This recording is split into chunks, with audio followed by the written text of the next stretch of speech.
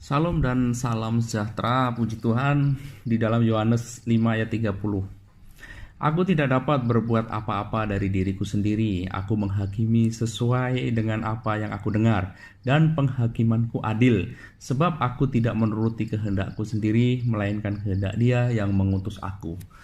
Kenapa Yesus itu yang akan menghakimi dunia dan umat manusia lah? Kenapa bukan nabi yang lain atau siapa? Ini sebenarnya kenapa ini karena dari konsep penciptaan. Semua dari konsep penciptaan kalau di dalam Kristen. Yaitu Tritunggal dulu. Tritunggal itu adalah Allah yang kekal bersama firman dan rohnya. Ketika Allah menciptakan segala sesuatu, berarti Allah menciptakan segala sesuatu dengan firman-Nya dan memberi hidup kepada ciptaan melalui rohnya. Ini konsep di mana penciptaan. Konsep untuk manusia kembali juga akan melalui jalan yang sama, yaitu dari Roh Kudus, kemudian firman, dan kemudian Bapa. Berarti manusia akan kembali kepada Bapa melalui firman. Nah, di sini Yesus itu posisinya di firman ini. Jadi semua orang ini akan melalui firman Allah ini. Kenapa Yesus itu menjadi hakim? Karena Dia ini bukan nabi biasa. Bukan nabi biasa, bukan orang suci biasa, banyak orang mengatakan seperti itu. Kenapa bukan nabi yang lain? Karena Dia ini firman Allah ini. Segala sesuatu diciptakan melalui Yesus. Jadi kalau mau kembali kepada Tuhan, akan lalu jalan Yesus ini. Karena di dalam Kolose 1 ayat 16, karena di dalam Dialah telah diciptakan segala sesuatu yang ada di surga maupun yang ada di bumi, yang kelihatan dan yang tidak kelihatan, baik singgasana maupun kerajaan, baik pemerintah maupun penguasa. Segala sesuatu diciptakan oleh Dia dan untuk Dia.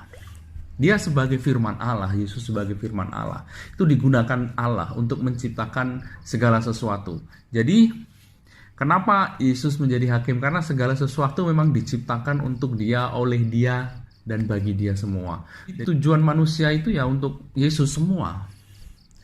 Jadi kenapa Yesus menjadi hakim di sini adalah karena ya memang prosesnya dari penciptaan itu mau melalui Yesus ini.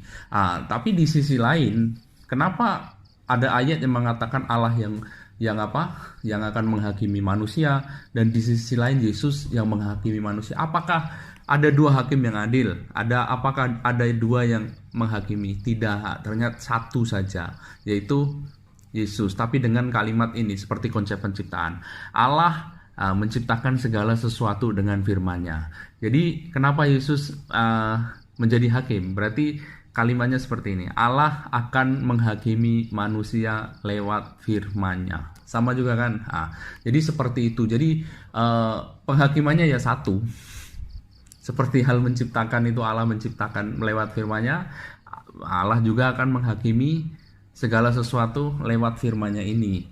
Itulah kenapa yang menjadi hakim Yesus, bukan nabi atau siapa orang suci lainnya yang dianggap nabi. Ini karena ada keterkaitannya dengan penciptaan, dan di mana Yesus itu digunakan Allah, yaitu sebagai firman Allah, digunakan Sang Bapa untuk menciptakan semuanya ini. Jadi kalau manusia mau kembali melalui proses Yesus ini, ya kalau mungkin di luar Yesus, misalkan kita boleh atau tidak kalau sampai kepada Bapa di luar Yesus, ya tidak mungkin jumpa, karena di dalam Yesus itu di dalam nanti penghakiman itu kita berjumpa Yesus dulu, dan Yesus itu membawa api yang akan digunakan untuk menghakimi. Di dalam 2 Tesalonika pasal 1 ayat 7, dan untuk memberi kelegaan kepada kamu yang ditindas, dan juga kepada kami pada waktu Tuhan Yesus dari dalam surga menyatakan dirinya bersama-sama dengan malaikat-malaikatnya dalam kuasanya di dalam api yang menyala-nyalanya. Kita boleh gambarkan Allah orang Kristen itu seperti yang itu hari saya sudah jelaskan, roh yang terang. Ini api ini nanti dibawa Yesus untuk menghakimi. Jadi manusia ini akan dihakimi dengan api ini. Api ini adalah api energi ilahi. Di mana kalau energi ilahi ini bertemu dengan makhluk atau ciptaan yang berdosa, dia akan terbakar. Dan di mana kalau ketemu dengan makhluk yang tidak berdosa atau dosanya ditebus, itu dia akan seperti emas yang dibakar api, dia akan berkilau-kilauan itu.